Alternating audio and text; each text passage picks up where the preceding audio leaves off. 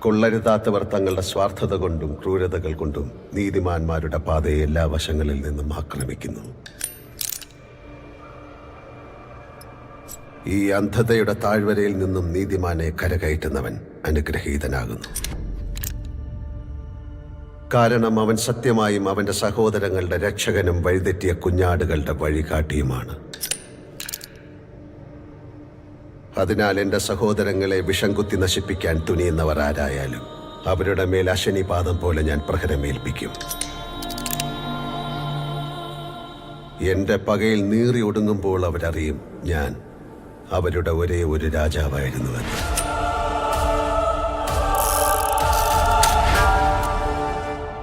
ഒരേ ഒരു രാജാവ്.